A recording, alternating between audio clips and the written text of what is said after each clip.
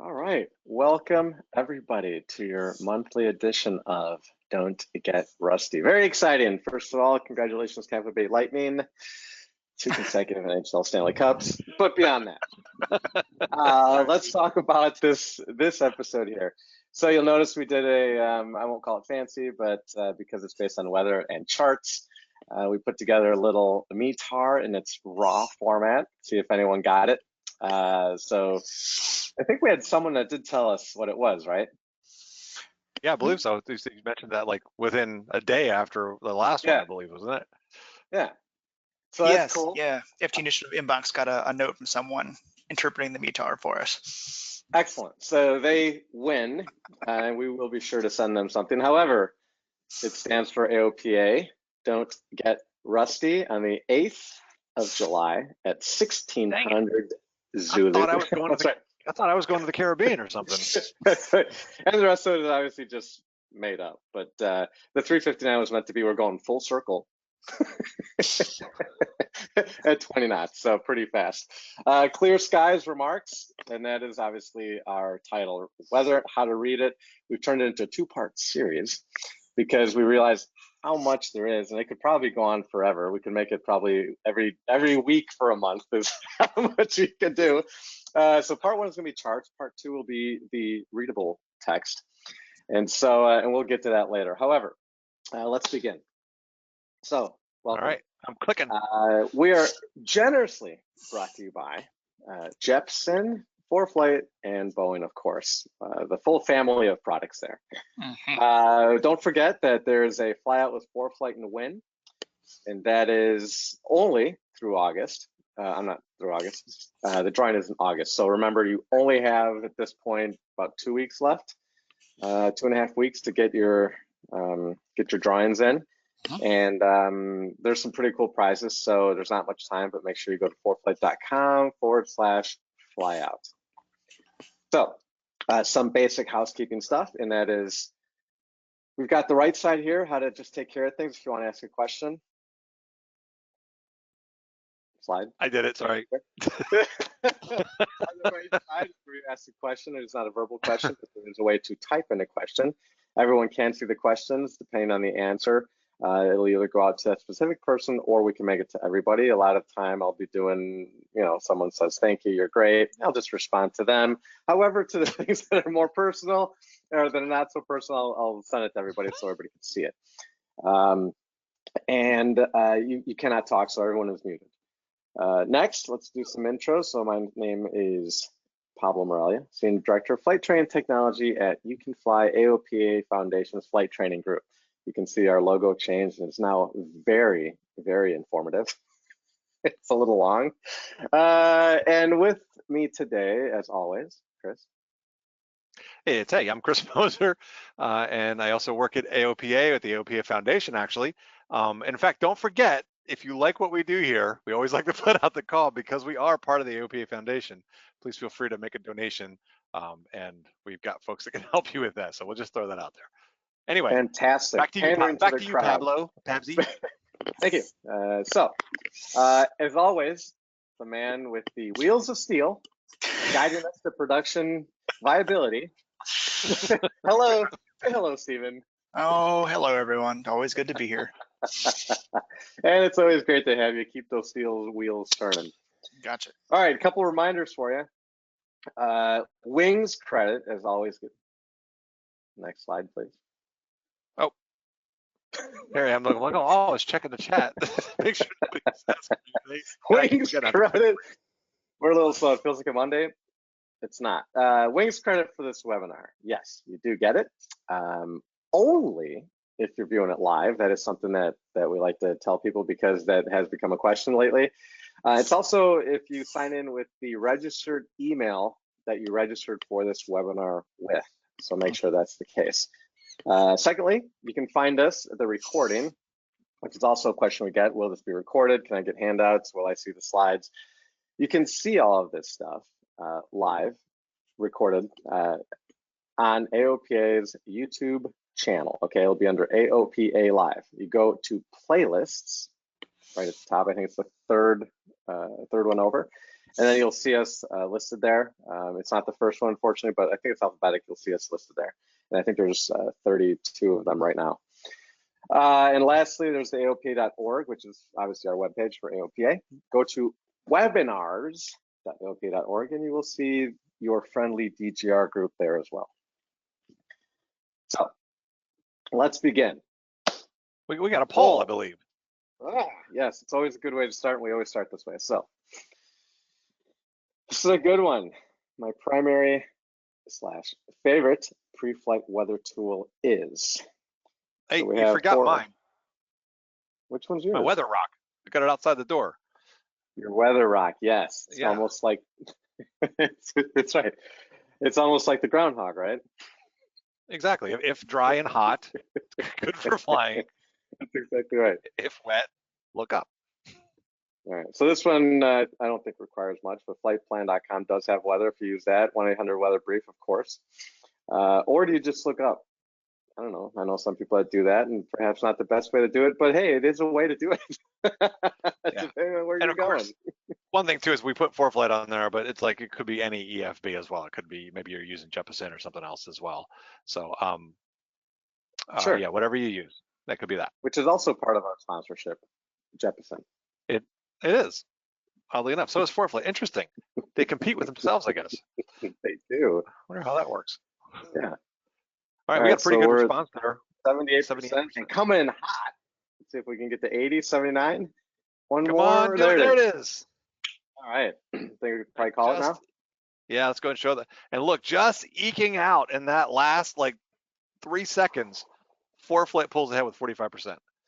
Love it. It looks like one of the Redbird migration cheats that we did once. That was fun. Okay.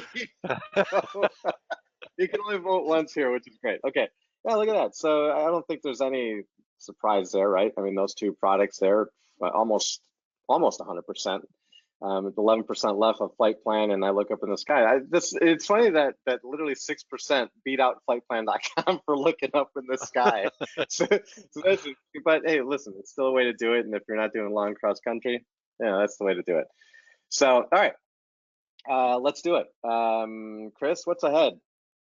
Well, we got ahead. So what we're going to talk about today, obviously, because weather is a huge topic. So we just thought what we thought would be useful. And I know from chatting with Pablo too, he says he wanted a review of just some of the stuff we've seen. So the kind of thing we limited ourselves here today, just for the fact that there's so much, is just things that you would typically see in a weather briefing. And then even that, when we started planning it out, we had to go to let's just look at the charts because it was too much to do charts and the textual stuff and everything else. So today we're going to take a look at some tips on how to get a weather briefing. I know that there is a handout available for you. It's got some links to some of the things that will be mentioned. So you'll see that under the on the control panel part or whatever, and it'll say handouts. You got a little PDF there, and it's got links to some of the stuff that I'll talk about. And in fact, there's a whole FAA document that's really good on tips on how to get a good weather briefing. And then we'll talk about briefing charts. That's going to be our focus today. And maybe give you some tips. It's kind of a review. We'll give you some tips, maybe some of the stuff about how we use them. And then obviously, we always welcome your questions.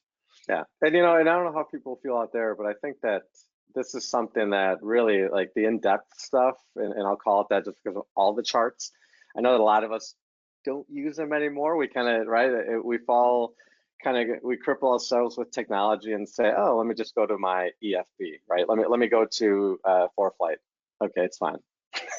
It's like you can actually use a lot of these charts within ForeFlight as well, or whatever you use. But for me, like I said, I wanted to do this just because I feel like I've fallen behind a little bit, right? If you don't use it a lot or you don't review this stuff a lot, which I don't, other than when I go flying, really. I think this is important stuff, and I actually like it.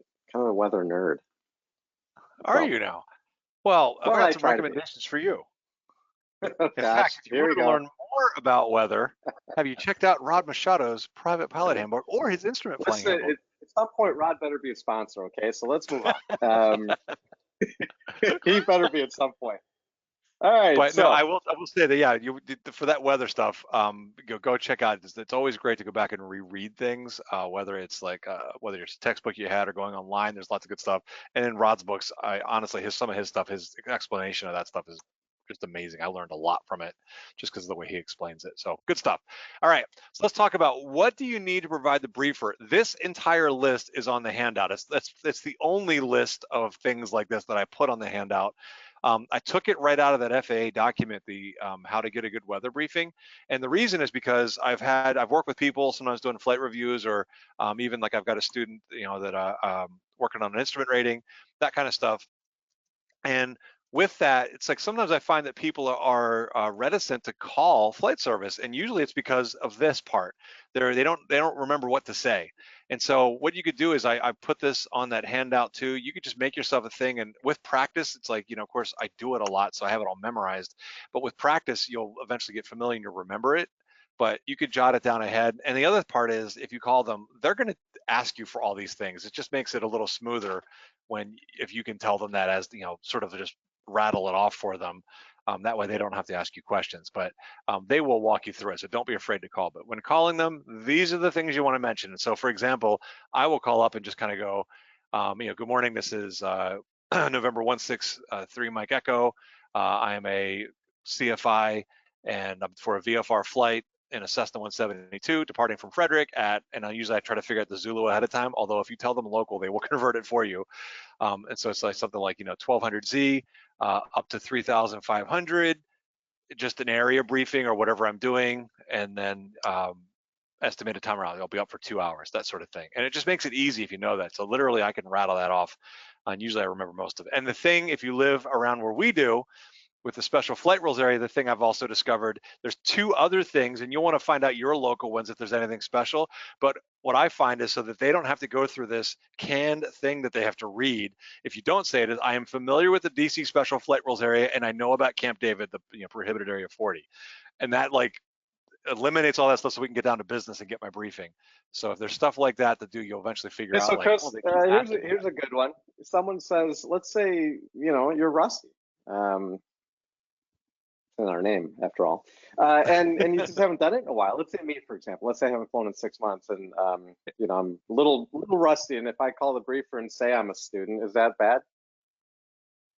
And say you're a student? Yeah. That way, maybe they treat it a little differently. Well, no, what you actually could do instead is, if you're a certificated pilot, assuming not, if you're a student, obviously tell them you're a student pilot. That's good.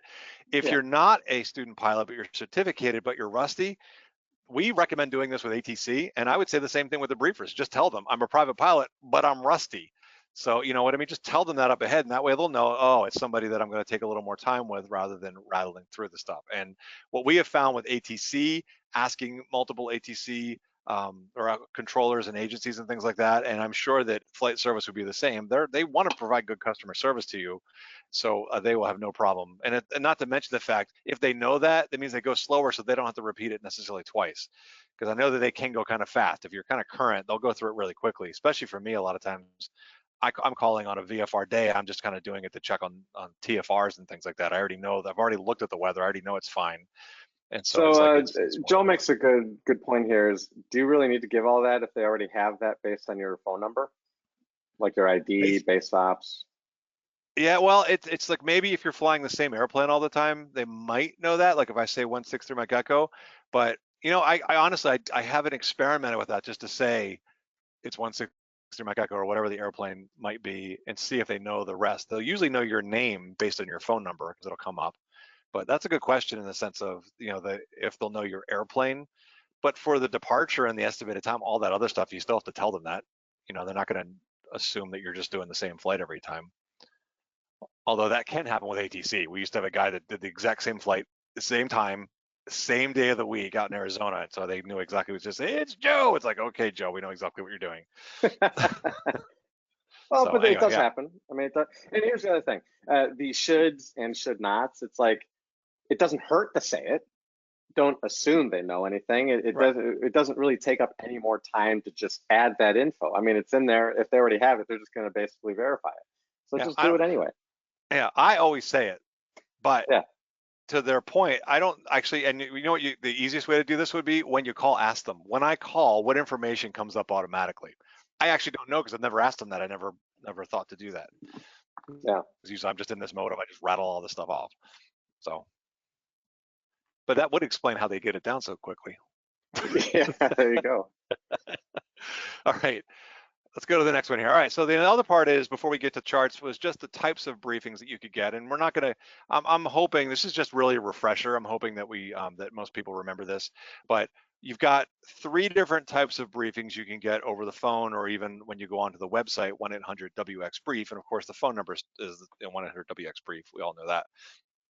But you can get your standard briefing, which is, I'm assuming most people are familiar with. It gives you all the basic stuff. Adverse conditions and the weather and NOTAMs and all that other sort of stuff. So that's like, if you're just getting your first briefing, you should get a standard briefing. If you're calling, and a lot of times people, I find this is a little less common that people will do, is do an abbreviated briefing. And this is one where, if you've called, maybe you got a briefing and you got delayed by, whatever, something happened, you had to get oil in the plane or whatever, and you got delayed past farther than you wanted to, you're waiting for passengers, whatever it might be. You can do an abbreviated briefing where you can call back and say, I just want to do an update, and I just want to double check on the weather or check on whatever it is. You just tell them specifically what it is you want to know, and they will update it for you. I've also done it based on when they thought there might be thunderstorms, but there weren't any in the area. So then I might call literally right before I'm ready to start up and just want to double check. Of course, that was in the days before we had stuff on the phone and everything. So for the most part now, I just look on my phone and see if there's anything popping up. But you can call and double check, or if you're worried about a TFR or something. The third one is one I think is probably the least used, which is an Outlook briefing. For me, most of the time, I don't know about you, Pablo, but I tend to use, like, just looking online at the weather. I'll look at my EFB, like ForeFlight, or I'll just go onto the Weather Channel and just see what's going on. So that's, if you're 6 or more hours out, you can actually call and get an Outlook briefing. But for me, I mostly would just look and say, I'll pull up aviationweather.gov and just kind of look at the charts. So real quick, Claire asked too, flight service quote, the 800 weather briefing option, is that the same as going to 800 WX website? Yes, same people. It was Leidos. I didn't look carefully to see if it's still called Leidos. I think it still is. Yeah. So, but yeah, it's the exact same people. And in fact, I had a meeting with them. It was probably about 2 years ago now. And what they were asking was, they're of course, they're under a government contract, and they're trying to do their best to provide service, but for the fees that they're getting. And so they said that they requested pilots, we'll let you guys all know too, they requested that pilots, when calling, if you know it's a perfectly VFR day and you're literally doing it just to check TFRs and things like that, if you're comfortable with it, they prefer that you just go to the website and get your briefing. If you have any questions at all, they want you to call. Or if it's like weather that's a little more challenging, maybe you're dealing more with an IFR or marginal VFR type situation somewhere else, then they want you to go ahead and call. But if you know it's going to be perfectly VFR and you're just trying to check up on airspace and that sort of stuff, they said they would request that use the website if you're comfortable with it.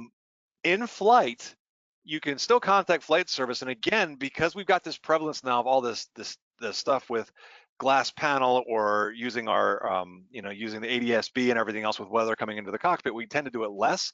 But you can get a briefing in the air, and that's more of an update. You obviously don't want to get your standard briefing while you're in the air. Hopefully you've done that before you took off. But you can call up and get more weather updates and open flight plans and that sort of stuff. And the way you get hold of them is the universal frequency is 122.2. You might recall having memorized 122.0 from the written test, but that frequency is no longer in use. They don't do flight watch anymore. They still provide the service, they just don't use that frequency. So it's 122.2, or, like, for example, if you look in the, and I meant to, I wonder if it will. Hey, Chris, real quick, then the Outlook, 6+ hours, is there a range on that? Is it, can you get a 12, 48, 24? More than 6. Nope, just more than 6 is what it says. At some point, if you're calling 3 weeks ahead of time, they're not really going to have anything to help you with it. But yeah, we had one of our watchers here, Elizabeth, ask that. So, you know what you could do? I suppose what they would happen if you called like 3 weeks out, they probably get the magic 8-ball out and kind of go, prospect's not good. You mean like Weatherman? Exactly, like the actual weather. It's so one of the things is that were you talking about HIWAS when you said the in-flight? No, that one that got phased out. Yeah. So let me mention first the other places you can get a hold of them are RCOs and VORs. And I was trying to find the little laser pointer thing, but I don't see it here. So I'm going to use my mouse. Hopefully you can see that, to circle. Yeah, you can see on the VOR right here, it says St. Petersburg, and then there's 122.1. And so that's where you can talk to them over the VOR. You listen over the VOR, so you have that tuned up, and you obviously like undo the ident part and just listen to that so they can talk to you, and you will transmit on 122.1. So you can do that. And then the other thing you can do is there are sometimes you'll see on charts what's called a remote communications outlet, an RCO. It'll just be like a little circle, a little dot, and it'll have the same information, St. Petersburg, and then it'll have the frequency there you can call them. So you can do that. Now, Pablo mentioned high watch. You might remember seeing on the VORs that little H in the corner. That is being phased out. There, you might see them on some, but I know around here they turned them off. We used to have them on the VORs nearby us, and a lot of them have now gone away. So that was a recorded one. Yeah, that was a recorded. They were ahead of. Yeah, so that was a recorded thing where they would talk about hazardous weather in your area. And they've gotten rid of that mainly because of the fact that people are mainly using stuff in the cockpit now. We got ADSB, and so people just weren't using it as much. So it wasn't enough to maintain it, to keep it going. All right. Now, one thing I wanted to mention, I've mentioned a couple of times, this Datalink Weather. One thing that when I was going through, and this came out of the FAA when I was kind of doing some of that research on for this one, on the how to get a good weather briefing, they said when you're using the glass cockpit or ADSB or the Datalink information weather in, a couple things to remember. Number one, any type of weather product, not just radar, but any type of weather product, make sure you're checking the times on it, because what can happen is, like, in your iPad or your device or whatever, you might pull up weather and think that that's the current weather for your destination, but it might be several hours old because you haven't had a link or something didn't upload properly and you're looking at old weather. So make sure you check the times, which in some cases might mean making sure that you know your Zulu time. I have a thing on my phone that I actually have in the time thing. I've got it where I can see Zulu time, so I don't have to constantly try to convert it in my head. So be aware you've got the current weather, and probably even more important for safety, or equally as important at least, if you're using the radar stuff and you're navigating through or around weather, not through, but around weather, be aware that the radar that you're getting can be up to 15 to 20 minutes old. And that is a long time when we're talking about thunderstorms, because they can do a lot in that time. And so really be aware, and I'll talk more about radar when we look at the radar chart in a little bit. Just be aware that there are delays with it. And the other thing too is when you look at these, at least in my opinion, again, I think we all know, we've heard it a million times for me as I do a lot of these cross country flights, is that doesn't necessarily mean that that thing is going, left to right or right to left and it just passed you. It literally could be going into your path, or it could be going south. But even though you might be skirting it, there's still things to know about that, right? It's not just like, oh, I'm not flying into it. Well, I mean, what if you're in front of it? What if you're behind it? What if, right. There's a lot of things that can happen. So that's like, this just means be careful to me and like look for other stuff. But I should have also known this before I got in the air. This is great in flight if it wasn't, gosh, I can't, forecasted. That's the word I'm looking for. And that can happen. I know I've gone up in the forecast, and I've been up with a student before, and the big thing here is that what we recommend is use this. This is not the same thing like the airliners have, where they've got radar in the nose of the airplane or whatever, right? This is being uploaded, it's delayed, and weather is a very dynamic environment, and so you should use this to avoid areas of weather, not to try to poke your way through them.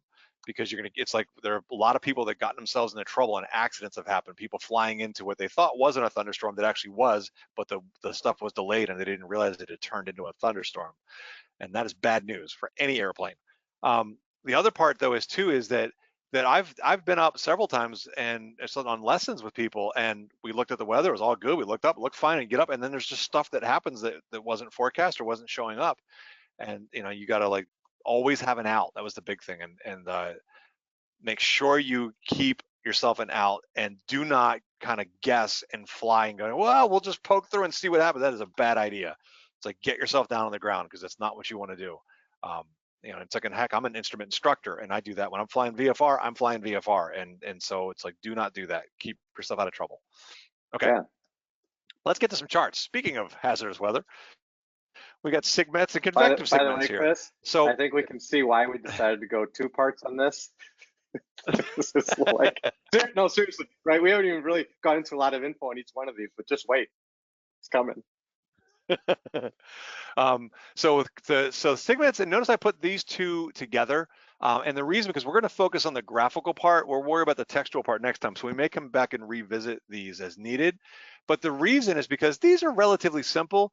And I took these images. These are the typical things that you will see or similar to what you will see when you get your briefing, whether it's on, and I went and I looked at 1-800-WX-Brief. I used my EFB and I was checking to see how it came up in there. And then a lot of the images I took from aviationweather.gov, which I'm going to show you that website in a little bit, and just kind of show you some of the things for you to go check out. But you can see the textual part. And I remember when I was first learning to fly, I mean, you can look over here in the textual part, and you know, clearly it's got the, you've got the codes up here that tell us that it's a SIGMET, and then it gives you the, you know, the airport or where it came from or the center, and then it says convective SIGMET. In this case, it's 18 echo, and then it gives you your valid time. So you got to know your Zulu there. I don't recall clicking on the decode thing if it makes these. A lot of times it won't decode some of this stuff. And if, so 2355Z, so you have to know what time that is for you locally. It gives you all the states. And the part that used to always drive me crazy was that somehow you're supposed to know, like I know EMI because that's the Westminster VOR, but these other ones, I don't know where AIR is or LOZ, or I guess that's Richmond right there. So I don't know where all these things are. So the amazing thing now is that when you get your briefing online, or if you call on the phone, they'll just describe it to you. But now what'll happen is they'll show you a graphic. They'll actually lay it out. And so that's what this one's showing right here, this convective SIGMET. It's showing the area right here where it is. Or actually, maybe it's even this one up here. Let's see, is that the same one? Yeah, this is this is a different one that I pulled up the text for. But you'll see this area, and so when you get these, now you can see them right on the chart, and so that's great because a lot of times you'll put your route of flight in, it'll lay that out, and it'll show you where these are in relation to it, and it makes it really easy. So I don't have to worry about this so much anymore because that's was always difficult for me. But we can then have to decode right here. And a lot of times you got a lot of abbreviation, you guys remember. And so that's why you can try clicking the decode button. Although when we get to the website, I'll show you here in a minute, it doesn't have a decode button for all of these. So here in this case, it's an area of severe. So this is where it takes some practice in reviewing. And in the aviation, the FAA books, it gives you some of the things where they'll use the abbreviations, but severe thunderstorms, TS, moving from, and then they give you always the direction. It's just like we get on the METAR, which we'll review next time, 220 at 20 knots.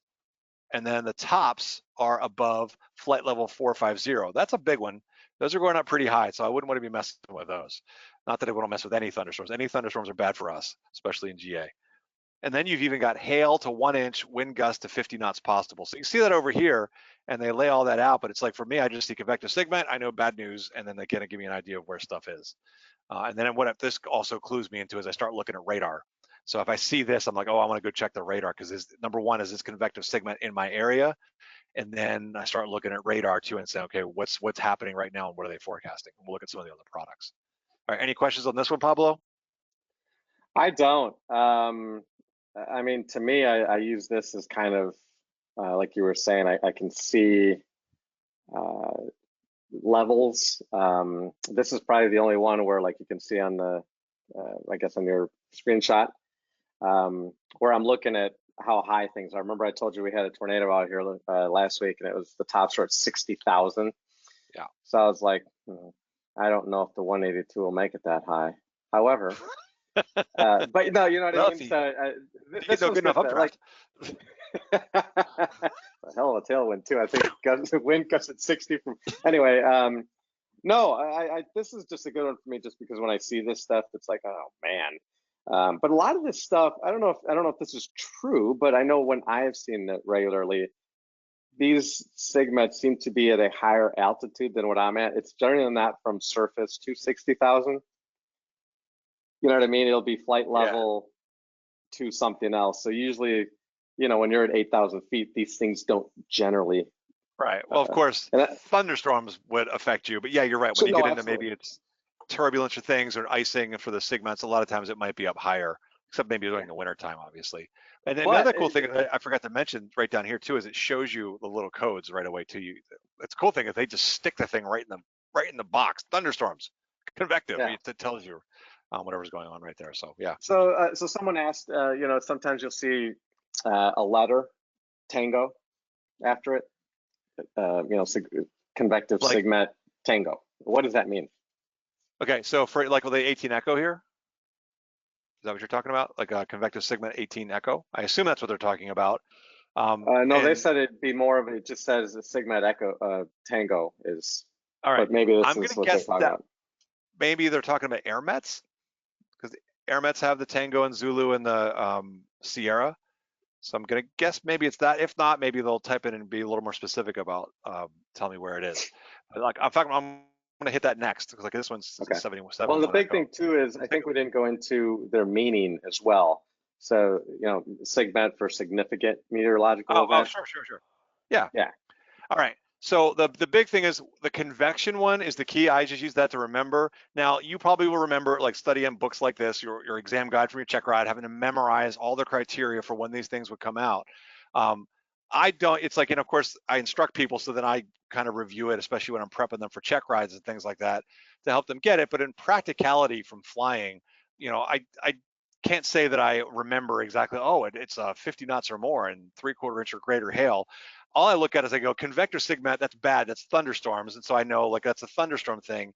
SIGMETs are significant meteorological events, but they're non-convective. So they're things like volcanic ash and it could be just wind events like wind shear and all that sort of stuff. And in fact, we got it right here. So it's got sandstorms in case you're somewhere near where that might happen.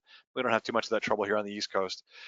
Clear air turbulence, that kind of stuff. So it's a significant meteorological event. And really what you want to remember with the SIGMETs are, they affect all aircraft. So it's big aircraft and little aircraft, because the Airmets, while they are applied to all aircraft, they tend to affect us, the general aviation, a bit more than the airliners, because a lot of times the airliners can handle stuff like moderate icing, they can handle that. Whereas the SIGMET, we get into like severe icing and things like that. So it gets into the really, really bad stuff. So if you see a SIGMET, that means not thunderstorms, but bad stuff's happening. And convective SIGMETs, that means bad thunderstorms.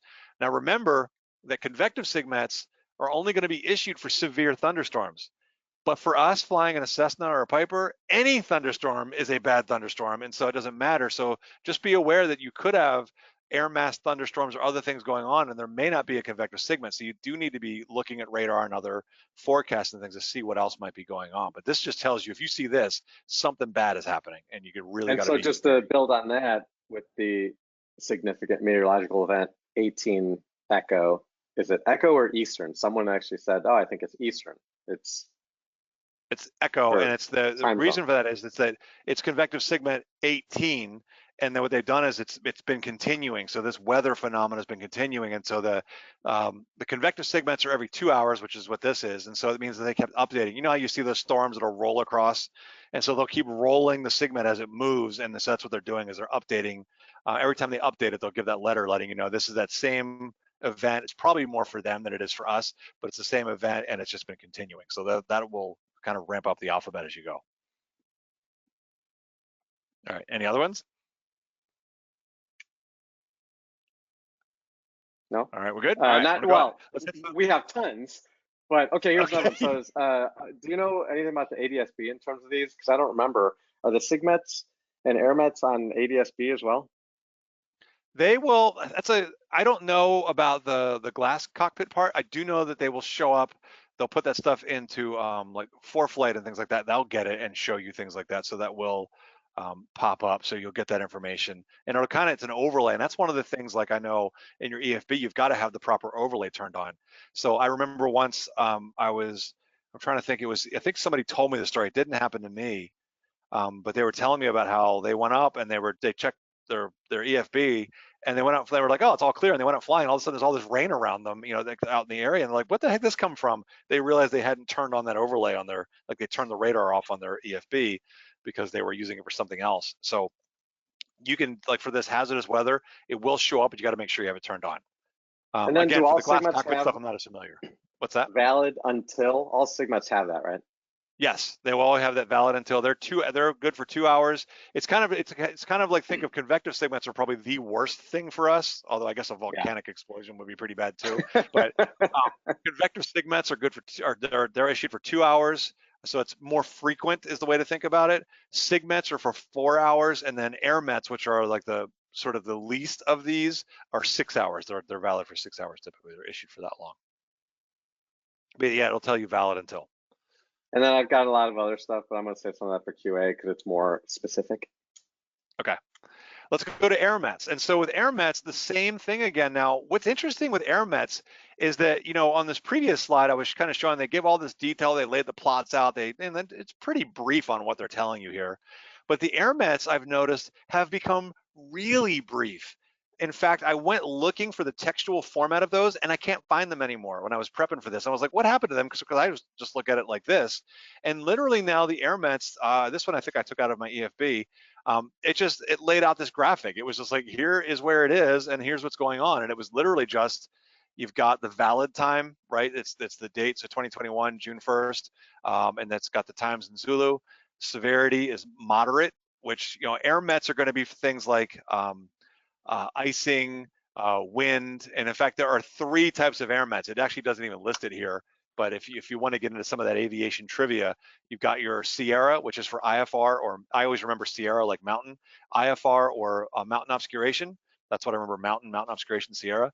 You got your Airmet Tango for turbulence, and then an Airmet Zulu, and that was the one for freezing. I try to think of the Z as sort of like a icicle. I don't know, I just remember them now, maybe for zero, something, just whatever you can try to remember it. But really not that important because, yeah, because what you literally can do is, now it's like, it shows you, is it like, here's my route of flight. It's like right around Frederick. You see it like in the magenta.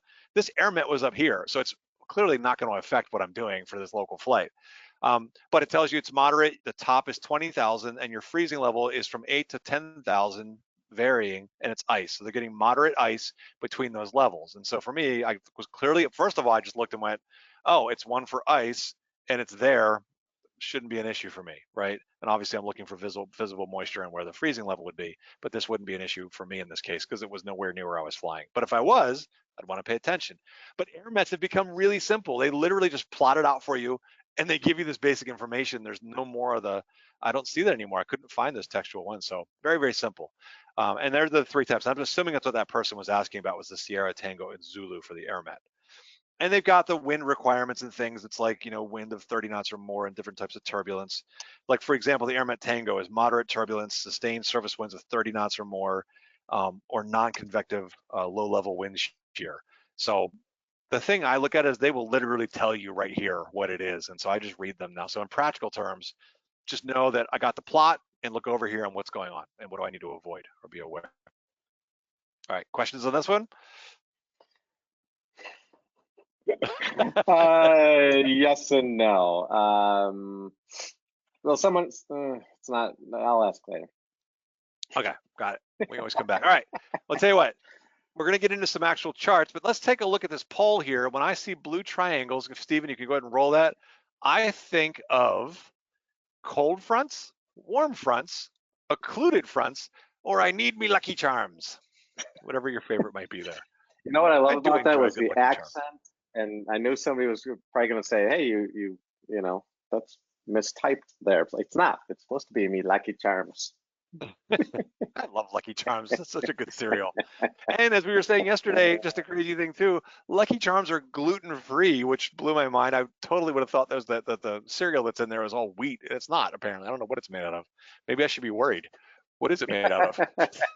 I know, right? Subway tuna, zero tuna. It's like, and Pablo, I don't know if you know this one, there's a life hack. Do you know how to get all the marshmallows out of it? If you shake the box, the marshmallows are a different density than the cereal is, and you can get all the marshmallows will separate and come to the top, and you can steal all the marshmallows out of the box. There you go, life hack 101. Yeah, life hack. Who knew you'd come to a Lucky Charms Don't Get Rusty webinar and get yourself a marshmallow hack. All right, we're 73%. We're 73%. I think people are kind of. I'm feeling that. Well, look, 1%. I already see some people choosing I need me Lucky Charms, which I'm very happy about. In fact, I would think that they would be even more so inclined. All right, let's go ahead and close that poll. Yeah, that's what we got. Look at that. So cold front. Yes, glad to know you folks are on top of that. A few people thinking that you're right. In an occluded front, it's actually a different color. In a stationary front, you might see some blue triangles because they're on opposite sides. Yep. And then we got the warm front, which of course are the red sweat beads, the little red half circles. But more importantly, my favorite is the I need me Lucky Charms. Love it. All right, let's go to the next slide here. If it'll click, there it goes. So what we want to get into is, someone says Lucky Charms is an oat. That's why. How about that? Look at that. See, our audience knows everything. They really do. We got it all, don't we? It's pilot food. Surface It's analysis. a nice treat, too. All right, surface analysis chart. So the surface analysis chart, we've got two of these. We've got that, and we got a weather depiction chart, which I'll tell when we get to that one. I'll talk about that briefly. Was I found was interesting. But a surface analysis chart is basically, this is a report rather than a forecast. So it's like there's not a forecast here. This is literally like, this is what they're taking. The information is gathered from, obviously, from surface weather stations and METARs and things like that, which I remember for some reason reading on this, like in the written test, I could swear I remember thinking weather depiction was METARs only, and then the surface analysis was something else. But in rereading the stuff again, they both get their information, at least some source, from METARs. So some of this is drawn from METARs, and then obviously they take it and they put in other information. So they draw out your fronts. This is the sample one from aviationweather.gov, and what I liked about this is that it's got a great legend here, and they've generally done a pretty good job of putting the legends on aviationweather.gov. The legends, you just either they're right there or you click on them and they pop up, which is awesome. And then if you're using an EFB, like Pablo and I were messing with ForeFlight yesterday, and I showed him that there's a legend built into ForeFlight. You just have to know where to find it. So it's not right there on the weather part. You have to go to the document section and find it. And I imagine that the other ones have it as well. But it's your current surface weather. It comes out every 3 hours, so they continually update this throughout the day. And the big thing here is this is great for that big picture. So for me, if I was looking at this is where we're located. I'm right here in the Eastern Panhandle of West Virginia, and then Frederick is right there where we work. I could see, wow, I got this light and dark green, so I'd come down here and look at that. So it's telling me that I've got either a chance or a likely chance of rain, and then I got a cold front moving down as well from the blue part. And so, and I know we might remember this, with a cold front, we tend to get changes of weather. If it was unstable air, we could have thunderstorms. So for me, looking at this going like, this does not look like a good VFR day at all. This forecast or what's happening right now, this does not look promising for me, not to mention the fact that it's all over the place. Let's just review some of the other stuff just in case people are wondering. I'm hoping that folks remember their general fronts, your warm front, your cold front. I remember the blue, it's cold, icicles, which is a little triangle. The red is hot. I think of that oftentimes like just like cold and hot water. And then the little round parts, you can think of those as beads of sweat for your warm front. This is an interesting one, Pablo. I did not know this. It happened to come up because I was instructing. I was like, what the heck's that? And it's called a dry line. And so this is something that we typically don't see. It's apparently down here in Tornado Alley.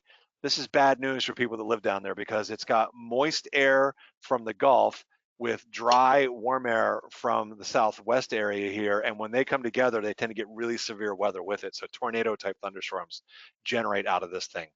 So this is bad news if you see this. So if you're flying and you see that on the chart, be wary because you're going to have some really probably bad convective weather. What else? Well, we could spend a lot of time on this one. Well, so I guess, so some of the questions, a lot of the questions coming in now are based on this and the things they see in them. So we're at 11:43 already. Holy cow! Still. And so, gosh, I almost feel like this is going to be several parts, but I do feel like it'd be a disservice just to say, hey, here's what you can see on them. So many people are asking, okay, what's occluded? Can you fly through a front? Is it bad for you? Can you fly through a cold front? Can you fly through a warm front? Can you fly, and it's like, I like all those questions and we need to answer them. Okay, well, let's do it then. So give me some of the, let's go for it. Why not? And we can always, we'll pick up with this, if we can. Let's talk about occluded, because occluded always precludes me. Okay, so an occluded front, which I'm trying to see, I don't see one on here, but they do show it here. It's purple. Oh, here's one right here. Right up here in Northern California, it's that purple. Notice the difference. To be able to tell on a chart to remember, we'll obviously look at the legend, but it's a different color and it's different from a stationary front because the stationary front is not moving. So you've got the cold front obviously behind the side. Let's see if I've got one here that I can show. Yeah, there's one right there over Indiana. So we're over this small. way. The blue, got the little red in it, I think. Yeah. Oh yeah, right there. Yeah. So that's so it's like what you're seeing is the cold air is back here because the front will be moving this way, and then the warm air is back in here, so it will be moving, and it's just sitting still. So and then but an occluded front, what happens then is you've got warm air here, you had cold air that was moving up, and so it's, in fact, it's what's called a walking low. I mean, heck, if we get into this, I have to get up my Rob Machado weather graphic pictures that I've got. But it's basically what happens is that it's when a faster moving cold front catches up to a cold front in front of it and lifts the other air aloft, and so you get a mix of both warm and cold fronts together, and it tends to be a mess. So maybe what we should do is just review, like people are asking about, can you fly through them? Right. Yeah. So maybe we just talk about some of the basic characteristics of them then again. So don't forget with your cold front, the air tends to be more dense. It lifts the air in front of it. And so typically behind these fronts, you typically have generally better weather, but along that front, you're going to have lifting action. And so if you've got any kind of moisture and any kind of instability, which that front can cause by lifting, you could get precipitation or even potentially convective activity that goes with it, because it's all that stuff comes from the air moving and lifting and creating clouds. So can you fly through a cold front? It depends. And so the thing you really have to do is you got to watch the METARs and look at the forecast. No, wait, did you just already say, can we fly through an occluded front? I would say no. Probably not, because it typically is going to have just garbage weather with it most of the time. But again, it depends. It's like you might have one that's just it's just not moving a whole lot and not creating a lot. Maybe there's not a lot of moisture or something. It might be okay. But I think what it comes down to though is, like, if we've done, because these are a lot of specific questions we're getting, which is, how about in this situation, that situation? I mean, that right there, I wouldn't fly through. Oh, okay. Let's take a look at what we got. Okay, so if we want to look at this specific one, sure. No, I would not fly. Why would I not fly through this? Well, you got the weather associated both with a warm and a cold front, right? So you've got stratus type clouds from the warm front, you've got poor visibility, you got shower or a kind of rainy precipitation from the warm front that goes with it. With a cold front, thunderstorms to the west. Yep. So with a cold front, you typically get more of that thunderstorm activity is more likely. It's going to be a faster moving type of thing. And so again, you've got more of the lifting action and more vertical development oftentimes happens. So you combine those two together, it's nasty, right? And then along with that, look at the weather that goes with it. Look at the colors around this sucker right now. So you've got the purple, which is a mix of rain and snow. That is bad news overall, even for instrument flying, unless you're like certified for icing and experience. No, that's a big time no. Then you've got all this rain behind it. Yeah, and then notice the hashed areas that Pablo was talking about, all this thunderstorm activity back here. So yeah, this would be no fly right here. I would not be flying in that. And look at the low pressure right above that. That's beautiful. That's just that's a mess right there. And of course, remember that, and we can maybe we'll eventually do one on weather theory, but with the lifting action, with air moving up, you create clouds, you get moisture moving. And so with a low, that's rising air. That's going to happen. So that's going to just feed all of this. And so that's a mess right there. So no, not want to fly through that. Does that help answer the question that person had? Yeah, no, absolutely. Like I said, there's so many specifics to these things. It's like, that's why I think we generalize more in the sense of, okay. Notice maybe you can have fronts here, but there's nothing forecast that's really bad. So the biggest thing you'd have to watch along these types of fronts will be the wind changes that happen. So there could be wind shear. And so you want to look at those forecasts and see, or be aware of them, and just watch the METARs around. Because if it's not moving super fast, you won't have quite as much of that disturbance, but just be aware and check your forecast. But yeah, anytime you see this other stuff, this is what these are great for. Like right here, this is not a VFR day over here. It's very unlikely over on the East Coast here with all this. You got thunderstorms happening here, you got rain, this front moving. This is just bad news. So not a good day. All right, we got on. We actually knocked out a lot of questions. I hope Louise got his question. We got it. Jason, cool. A bunch of people. Yeah. All right, good. Well, let's take a look then. And this is interesting. What I found is the weather depiction chart. What was interesting is that I was having a hard time finding these. I found this particular one on 1-800-WX-BRIEF, but I could not find a weather depiction chart on aviationweather.gov anymore, except they still do have the old textual one. I started doing some searches on the internet, like what's going on with the weather depiction chart? And some places said it was being discontinued. Other places it's available. So I don't know what's happening. My guess is that with the new website, the aviationweather.gov, it provides you a lot of this stuff in an interactive format. So I'm almost wondering if that the stuff they did on aviationweather.gov is basically going to start replacing this. So I don't have an official word on that, but. And Chris, real quick, we glossed over, and I think these lines are basically in almost every one of these charts. Oh, yeah, sorry. Isobars. So these are, Isobars. And so Isobars just being the areas of equal pressure, and you'll notice these numbers go with them, like 10, 15. So this tells you in millibars what the actual pressure is. So 1,015 millibars, which would be if you were using a metric altimeter, if that's what you put into your altimeter setting. Of course, we switch that into inches, like 2.9 or 902 or whatever it would be. And so what happens when those bars come together, such as up north through North Like Dakota, Minnesota? Yep. So you know, if you are familiar with topographical maps, you would know slope. In this case, though, the closer they are together, you've got bigger pressure differences together, so you tend to get more wind. So the wind tends to be stronger where they are closer together.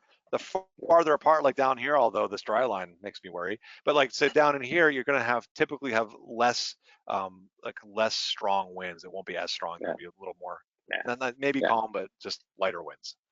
Which is funny because when I learned about those, I'm like, I'm going to use those a lot.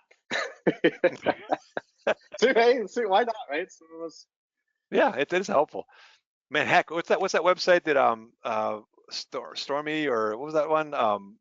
Windy. The one that has all this, windy.com. That shows all this. Love it's kind of cool one. to go compare these charts to what's actually happening on windy.com. Great website. All right. So with the weather depiction chart, these are also based on METARs, but these classically in the old black and white format had all the station symbols on them that show you all this information. It shows you, the stuff about if it's clear or the sky condition and that sort of stuff, and also the weather that could be happening here. But really what I wanted to show everybody was aviationweather.gov. So I'll tell you what, just because of the fact that I was having a hard time finding these only on 1-800-WX Brief. You can see this is from yesterday with the hurricane down there. But let me just show you, can everybody see this? Is this showing up on the screen, Pablo? Yeah. All right, cool. So with this one right here, you can actually go to your forecast or even like a weather depiction, which is also a report of what's happening. If I click on the METAR button, and by the way, the website is aviationweather.gov if you haven't checked it out, but I can go here to the METARs, which is effectively like the weather depiction chart, and then I can zoom in on some of these stations. So I'll just pick right here it's Indiana and Ohio. Look at that, Indianapolis, and that's all this blue around. And it's got color coding, so it tells you right here, marginal VFR is blue, red is IFR, purple is low IFR, and then green, of course, is VFR. And if I click on it, it's like here you got all the symbols like we used to have to interpret on the written test, which used to drive us crazy. But the cool thing is now is I can just click on it, and it just gives me the METAR instead, and then I can just read it. So I don't have to worry about that. So I can see that it's green. I know it's kind of VFR, but obviously it's pretty broken skies. And then right here, I can read it says few at 200, scattered at 3. And we'll review this textual stuff was the plan for next time. And it gives you all the METARs. So it's kind of cool. So your weather depiction. That one was kind of bad because the wind is almost nothing. But can you just talk about the wind bars directionally, what they mean? Sure. You mean back on this previous one? No, on the one you're right on the aviation site you're on right now. Oh, the barbs. Gotcha. Yeah. There aren't any on this one, but here. Great. Yeah. There, so I see what you mean now on the station. Yeah. So you've got I honestly I have to tell you I don't remember all the codes around these anymore because I know now that I can click on them. So maybe I've gotten lazy with technology, but I do know the wind barbs. I do use those a lot. And so what it's going to tell you is that if it's kind of stinks that you zoom in and it just makes it small still. It's like somebody needs to recode that. But if you can see here that this one, it shows you the wind's direction, and think of it like an arrow. The arrow came from that direction. So it's showing you where the wind came from. So it's coming out of the north, and then it gives you the velocity. So a half, and you have to compare sometimes. These are half long ones, and it shows you this down here on the legend, but that's 5 knots. So it's coming out of the north at 5 knots. And then over here, for example, at KGEZ, you've got the wind coming out of the north as well, but notice it's got a long black one, which is 10 knots, so out of the north at 10, but it's got these other two, and you just add them up, that are red, which tells you gusting, which it shows here. So in this case, I would say 10 plus another 10 and another 5, red, means that it's 10 knots gusting up to 25, the total. So 10 gusting 25, and if I click on that METAR, that should be what it says, and it says 9 gusting 23, so it's a close approximation to what it actually is on the METAR. All right, does that answer the question? So someone asked why it's the METAR says 220, not 360. The METAR says 2 on the direction. Yeah. Let's see. Let's go back to KGEZ. I noticed that. Not that one. That one. Oh. Yeah. All right, we got wind variable at 3. Maybe I clicked on a different one, so maybe like 220 would be like here. Let's see what this one I says. noticed that too. I was like, wait a second, that barb is wrong. It may have been that I clicked on one and I was looking at a different one. So if you look here, for example, and please challenge me on this, but it's like, so for KGPC, the wind's out of the southwest. So that looks to me like, 180 is out of the south, so like 220, 210. And you'll see it's right here. It's the wind is 210 at 7. So they should match up. If it doesn't match up, then something's probably wrong. But see, And this by the way, got all someone weather also stuff. mentioned one of the best features of aviation weather is the forecast discussion. I don't know if you've looked into that, but I think that's pretty cool. Where they talk about the weather and you like, it's almost like regular people. It's great. Oh yeah, like right here. VFR conditions from this morning. Yeah, that's great. So I found that just going to forecast and then down to forecast discussion. This is an amazing website. I mean, we could spend an entire webinar just on this thing by itself. It's got so much stuff in it now, but the big part I wanted to take away here was that you've got all these products are all here. There's this tool that we were gonna talk about later, the GFA tool, the graphical forecast for aviation. So I'm just pulling that one up right now. I love the fact that the legends automatically pop up. You got weather symbols right here. You can click on it and it'll take you to a page with all the weather symbols that you need. I'm just gonna go back again. So that was right here. And I can toggle between all the different types of weather. So great product. And so we'll look at that periodically. So all these symbols all on that graphical format. Okay. Let's at least talk about the radar summary here. This is a static chart. It's updated twice hourly. This was interesting as I was going and doing some reading about this, because typically now what do? We look at our phone, we look at our tablet, or go on the internet, and we see live live radar, right? The stuff that's generally the most recent that's been uploaded. But this is a static image that you'll often see in a weather briefing, although a lot of the products will show you the radar. But what's interesting here is this is something I learned, Steve, from reading Rod, because he gives you some life advice too beyond just the basic stuff. And with this one, I don't know if you ever noticed this, but it's like, we look at these colors and it's got the numbers, the decibel numbers, and it has the colors. You figure, oh, well, red is bad, yellow is not too bad, right? Yellow might be okay, and green, I can handle that, especially if I'm an IFR pilot. The answer to that is no, that is not true. What you actually need to know is you need to know the limit on a radar return for the decibels, because that scale color can be changed by someone going in and messing with it, or it could just be whatever the default is, may not be intuitive to you. 40 decibels or more is a no-go. 40 decibels or more means you now have a chance of destructive, not just severe turbulence, but destructive turbulence that can just blow your airplane apart, and you should not be going into it. And in fact, if you see anything, and in this case, look at this, 40 dB or above is yellow or above. Anything in that area, if you're going into that like a cell that's got that included, you should not be going into it, because you got conditions in there that could lead to that. And remember, we talked about this weather can be delayed 15 or 20 minutes. So this stuff could be happening. So if you've got a cell that's got anything of 40 dB or greater even within it, do not mess with it, because now you've got a chance of conditions in there that could lead to destructive turbulence. So if you're flying VFR, you generally are staying out of the rain anyway. You might fly into a shower or something, but if there's any rain, you shouldn't be flying in it. But if you're flying IFR, do not mess with anything that's showing a 40 decibel or greater return, because now you're getting into really bad stuff. And even the 30 to 40, you're getting into some kind of nasty turbulence potentially. So do not go. It's a no-go. I don't fly into really stay clear. Light green. Even then, I don't want to fly into it. But right. If it's anything other than light green, it's like, yeah, because you don't know. Because even as a VFR pilot, you could get it can reduce your visibility because you can't see out of the windshield just from the rain, even if it's like you're not in the clouds. But no, I'm just kidding. No, but a little shower. I know a little showers will come up. You might fly under a little cumulus cloud, no big deal. But anything where it's like there's rain that's showing up on the radar, it could reduce your visibility. So stay clear of it. Really be careful, because it can reduce visibility more than you expect.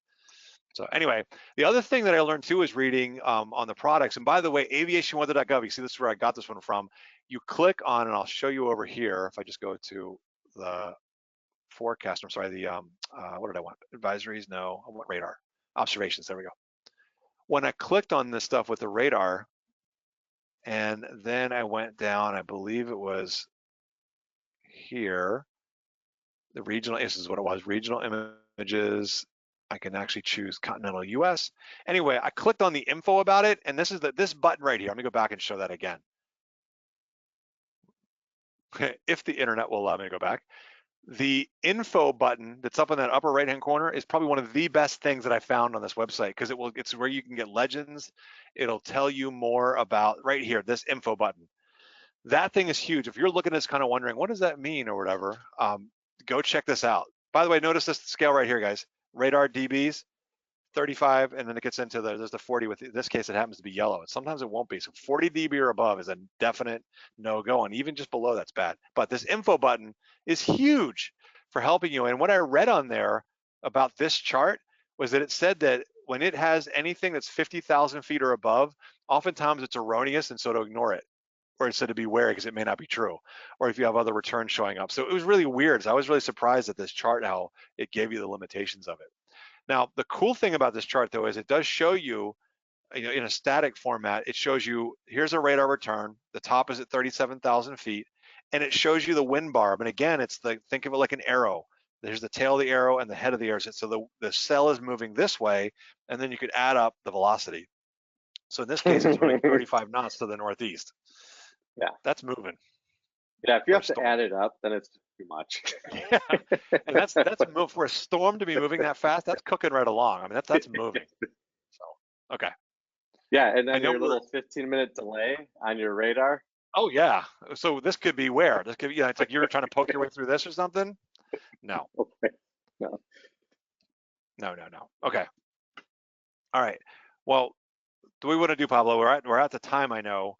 Oh gosh, yeah. Ooh, that's moving quick. There's so more charts. I so much. hate to say it, with all the questions we've gotten, I really think people like this so far. So, with their permission, how about we stop here, open it up for questions? There's millions of them, and then we just pick up here next time.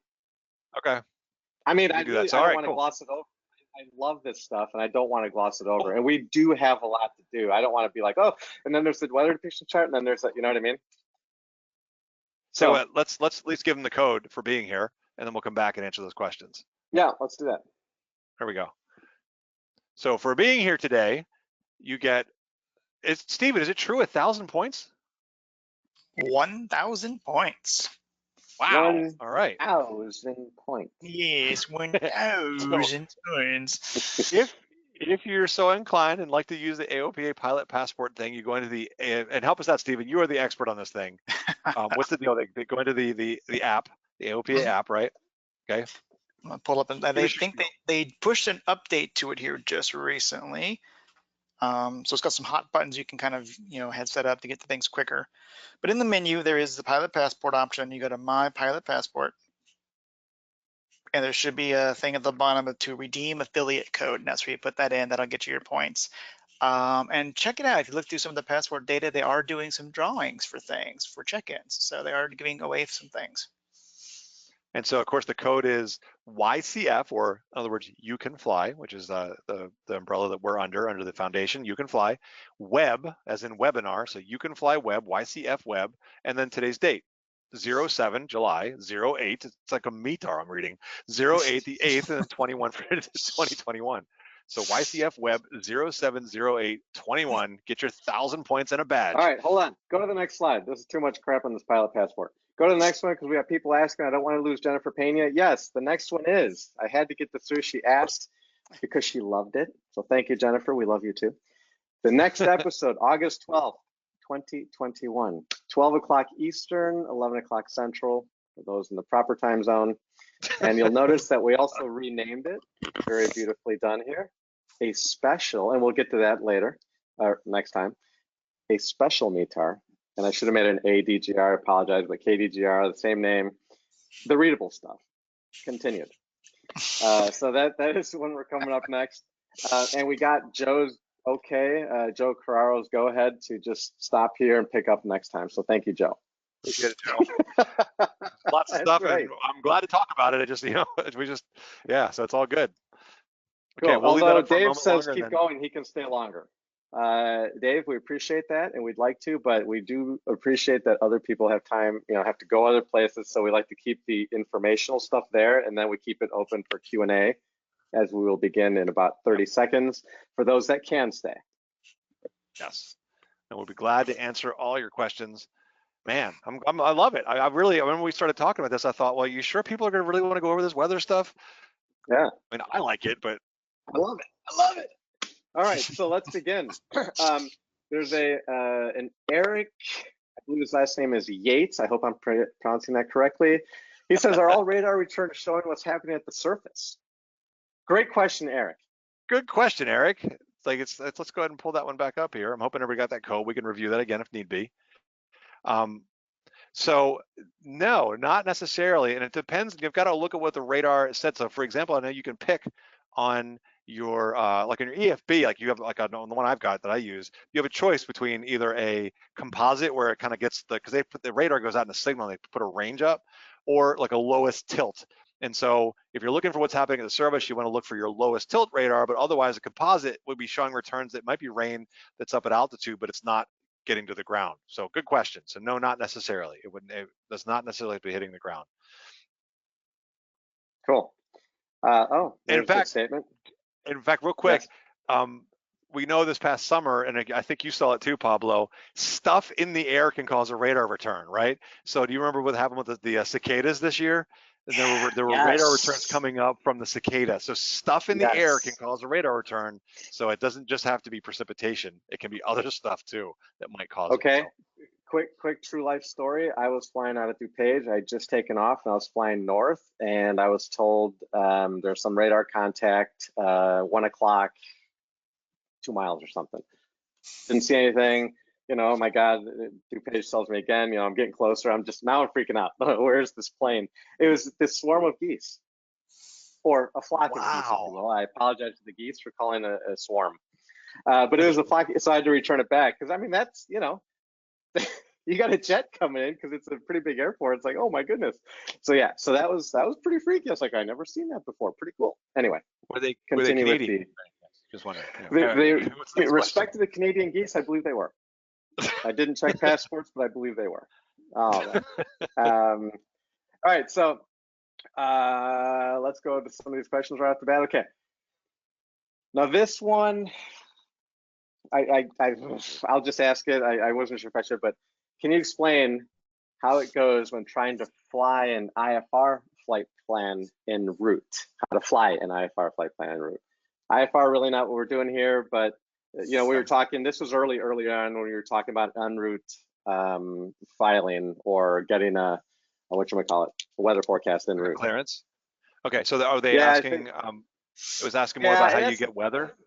I think that's basically what the question was. I didn't really want to ask it, but okay. If that person is still with us, maybe you can clarify. But maybe what I'm assuming is it's like getting weather. I assume they're talking about in flight, so weather updates in flight while flying IFR.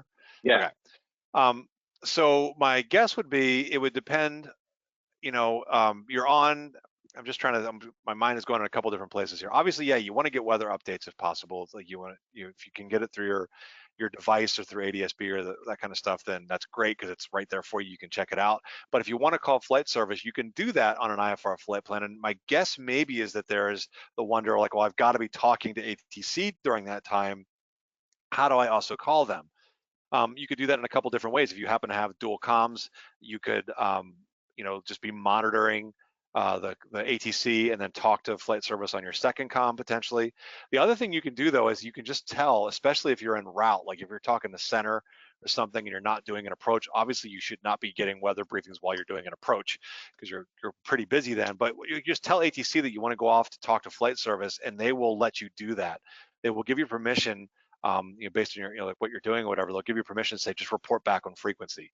So it is possible to do that. Just make sure you ask ATC for that ability to do that. So I'm guessing that's probably what they're asking to get your weather update because clearly that's what I you're didn't used to spend too much time on it because it was IFR. It's like that's kind of a different ball game. But okay, so you were talking about if we go back to the radar summary.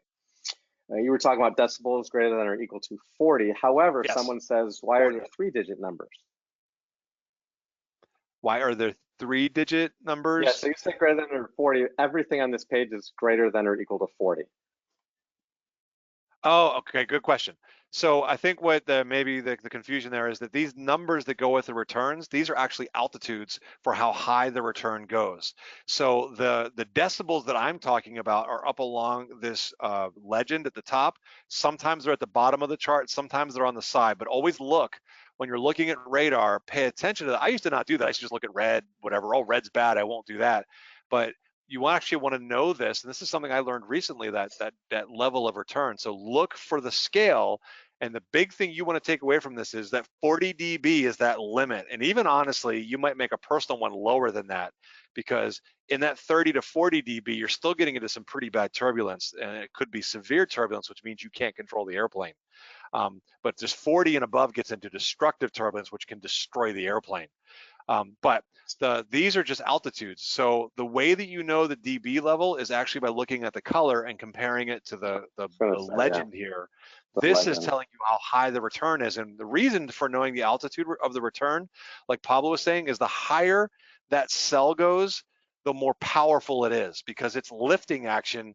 And when you're talking about, like he mentioned, a cell that was 60,000 feet, that means that thing, the updrafts in that thing and the energy in it was so powerful that it was busting through the tropopause and getting into the stratosphere. That's a huge thunderstorm. That's really powerful, especially up around Chicago, because the tropopause is lower there than it is, when you get down south. So yeah, so those are radar returns. So bigger numbers here are also bad, but really for us as GA pilots, pretty much any numbers here are bad, but it's the color you want to pay attention to know the decibel level.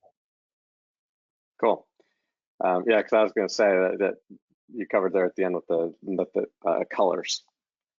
All right, so if we go back to flight service, you talked about the frequencies. Is there any coverage hours to those? No, they are 24 hours a day to be able to get hold of them. So they were always there. I imagine at nighttime, I know ATC is the same way, that they'll be typically on a smaller staff because there are a lot less people flying at night than there are in the daytime.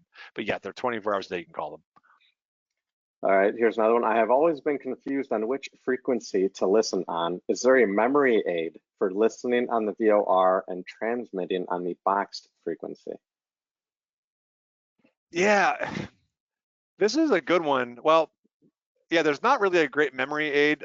What I tend to find is just thinking about how the system itself works, because you would think that for a pilot chart, the 122.1, the R is for receive. You would think that they would write that for us, like that we would receive on 122.1, but it's actually the opposite. That's what flight service receives on. So the way to think about it is that the only radio that we have that allows us to transmit is the COM one. We cannot transmit over the VOR one. All we can do is listen over those VOR frequencies. So when it comes to that, we have to listen over the VOR, because that's all it will do. We can't transmit over the VOR, but then we transmit and flight service receives on this other one. So I guess the way I think about it is the limitation of the radio itself.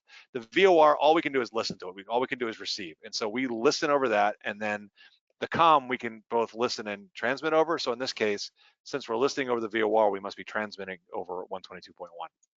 I hope that makes sense. Yeah, there's not a great thing. It's backwards the way that if I was to design this for pilots, yes, it's backwards the way that I would do it. But I mean, it says receive, right? Yeah. And it's like, it's backwards. I agree. It's just the way that too, like when we get into the written test for the types of stability, like longitudinal stability around the lateral, like who did that? Like, why would you mix these things up? Why don't we just call it roll stability or pitch stability? They don't. All right, so I do see that coming up. So anyway, yeah. I might get this wrong, and if I do, I apologize, Mr. Lenev. But Ivo or Ivo, one of the two, says mnemonic would be "Don't talk to a VOR." Okay, that works. Don't talk to a VOR. I like it. That works. Yeah. So that helps you remember. Perfect. That's a good one. Thank you. And let me respond to that. Okay. There are trough symbols on the surface analysis. Can you speak to those, please? Absolutely.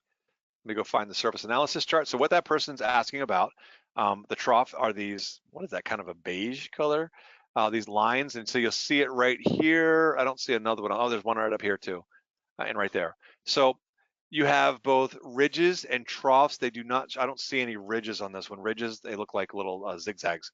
But a trough is an extended area of low pressure. So if you can remember that there's the low pressure, so you can think of it as maybe like low weather. I don't know if you want to think of it that way. It's actually rising air. Of course, it's the opposite, because we do a lot of things in aviation.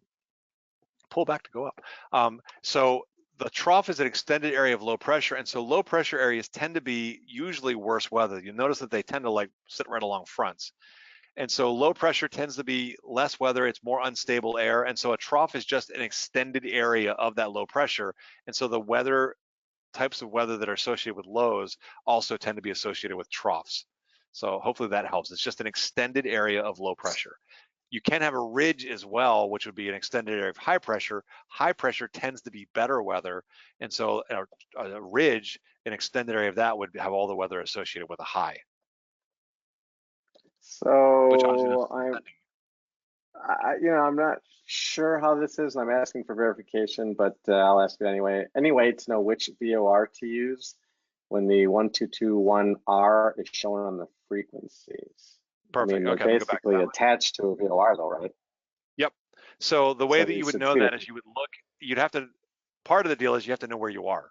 That's a key thing. And hopefully you have a vague idea and it's like of a VOR near you, and then just pick that VOR. You would put 122.1 in your comms, because that's the only, and by the way, if you try to put 122.1 in the VOR, it will not work because it only goes up to 119. It doesn't go that high. So, and if you try to put 117, the VOR frequency in your comms, it won't go that low. It only goes down to the one around that 119 mark or whatever.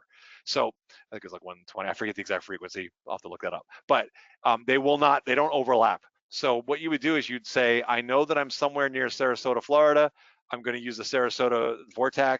So I put in my navs 117.0 and in my comms 122.1, making sure I'm transmitting on 122.1, and that I've cycled up whatever comm I've got it in. Nav or nav 2. Make sure I've got those things turned on so that I can hear them, and then I can start my transmission stuff. That's how you would do it. And in fact, when you call St. Petersburg flight service here, and by the way, if you're ever in doubt and you're not sure, you can just say flight service. They will then come back and just pay attention. They'll tell you their name.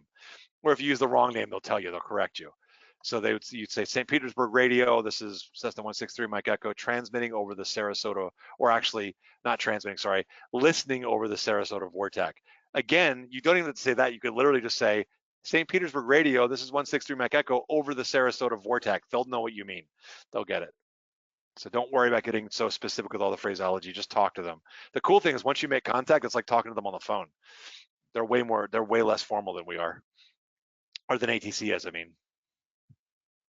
Cool. All right, let's see. Sorry, I got distracted by something that popped into my screen there. Okay, this one's rather interesting.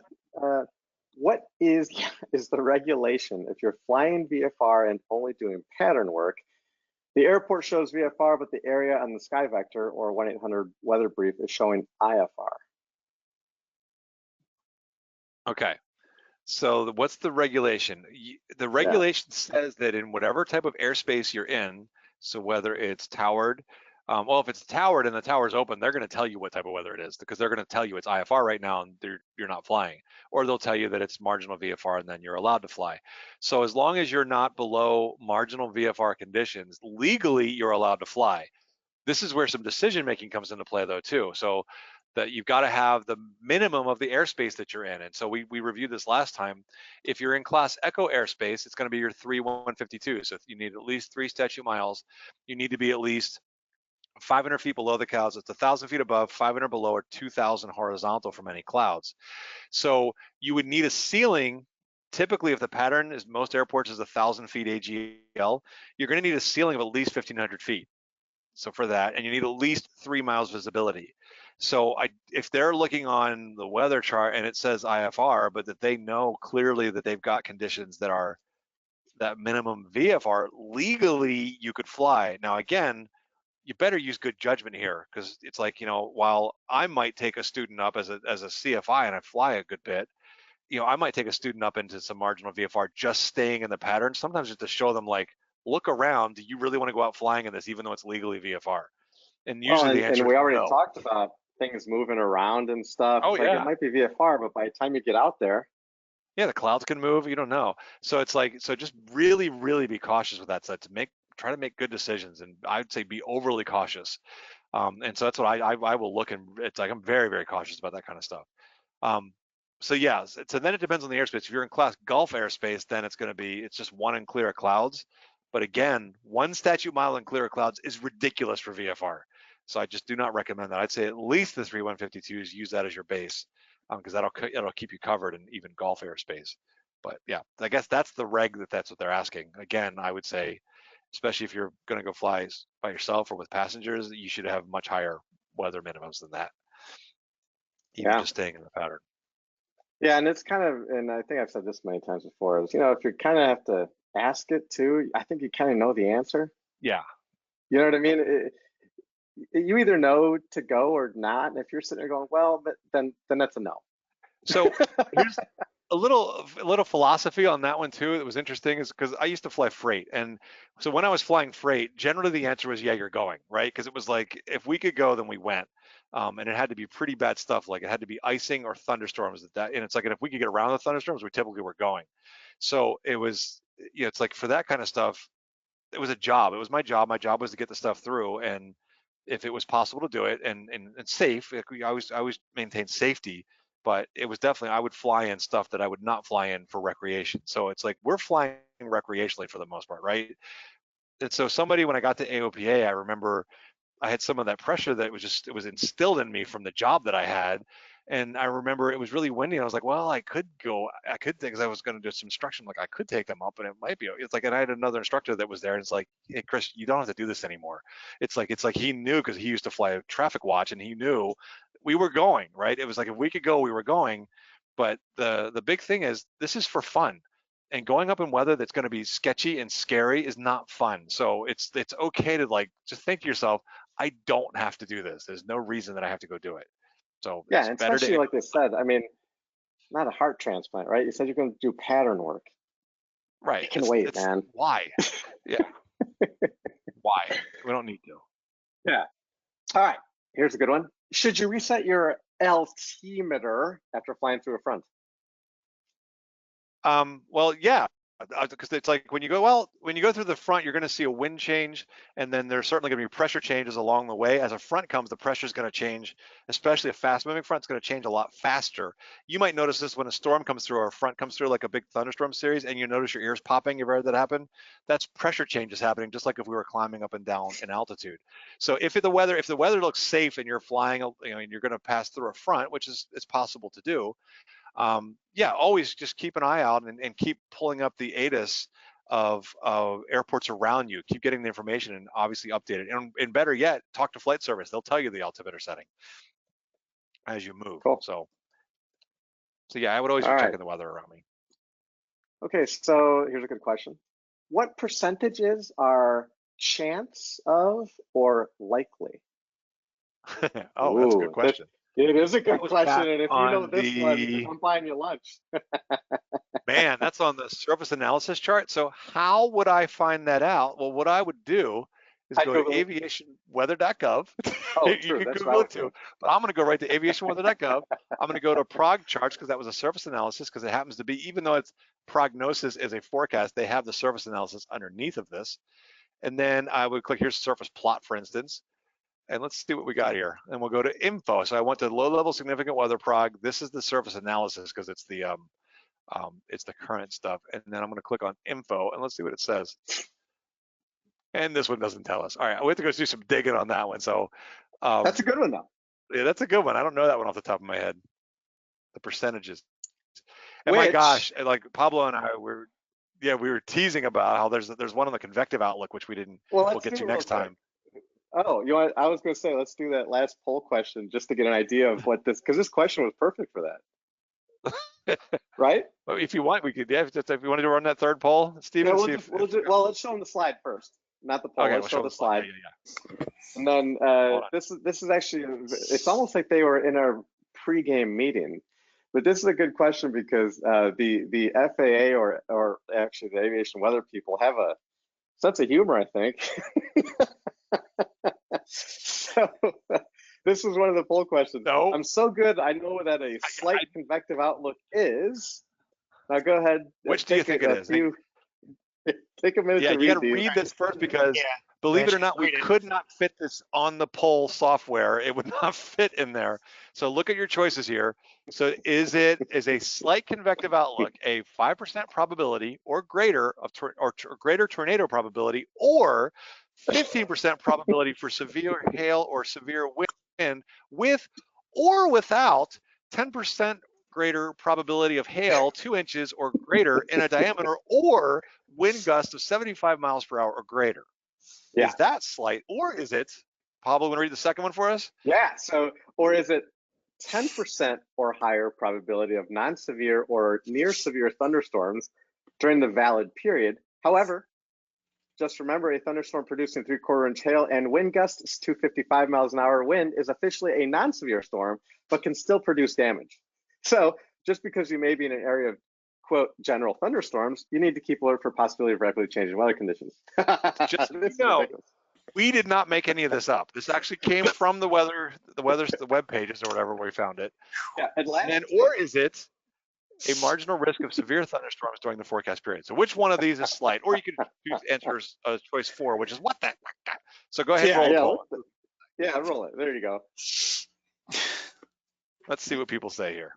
Wait, what? Yeah. Which one is slight? Of the few people left, yeah, this is a good one. And it's funny because, I mean, the question asked was excellent because chance and likely is almost like asking, is it slight, moderate, marginal? I mean, what is it, 5 definitions? There's slight, marginal, moderate. Yeah. Is it heavy? Let me see if flight categories. I'm trying to see what this legend of the answers here. Oh, I remember what was the real answer? This. Yeah. All right, let's stop it because it's we're getting here to 12:25, so I think we can close it out, Stephen. Okay, so we had about half the folks here did it, and we can see that clearly marginal risk seems like a simple one, right? Should be the easy one. Unfortunately, that's not the correct answer. The 10% or higher probability sounds like a good one too. That's also not correct. The one that is insane, the first one, the negative 5% probability or greater tornado probability or 50%, all that whole thing, that is a slight chance of convective activity. And by the way, respect to those that answered what? Yeah, so those are the things that we were going to get into, just so you know, and we'll be going through the slight and the marginal and all that stuff in one of the later in the next episode probably. So it's crazy. The definitions, yeah. It's so even to ask what is likely or chance is I don't know either, but I'm sure it's probably very similar to this. But yeah, it's crazy because I believe the second one was the moderate, so it's actually pre-slight. Yeah, and I will say though that the chance and likely, they are not as bad as that. The convective outlook is its own special insanity level of stuff. Yeah. There are percentages. I just don't remember. I want to say that my guess would be that the chance is like 30%, and I think the likely might be 40 or 50. But I need to go look that up and find that out again. So we are nearing our half hour of Q&A, and we literally could sit here all day with you, and we love you guys. However, I'm going to end it with this one. We had one viewer listener, Michael. He said that because we asked this question, the G1000, if they show SIGMETs, it does, he says, because he has one. You just have to select it. So fantastic. Now, listen, this is probably a record number of questions that we've had, and I really apologize for not getting to all of them. What I'd like to do is possibly keep some of these and answer them maybe in whole, you know, like if we can combine a couple of the answers. Well, you know what we could do probably too is in prepping the next one, maybe we just go through and we'll use some of these questions to help us like we've done before. Yeah. Exactly. The questions are wonderful for us that we can figure out what it is we can help you guys with. Oh, it's funny because John says slight is marginal. Leave the stats to programmers. So it's perfect. On that note, I do apologize I'm not getting all of them again, but we will answer most of these coming up. So as always, thank you to all. Can you show the slide for the next one just to remind people of when the next one is? Got it. I believe it'll be August 12th of 2021. I was corrected because I think I said it wrong the first time. I might have said 2020. It is this year. It will be next month, August 20th, 12 o'clock Eastern, 11 o'clock Central. So thank you very much to everybody. And on that note, we need music to play us out. Yeah, awesome. The nighttime shows. Stephen, take us away, sir. All righty. Thanks, everybody. Thank you.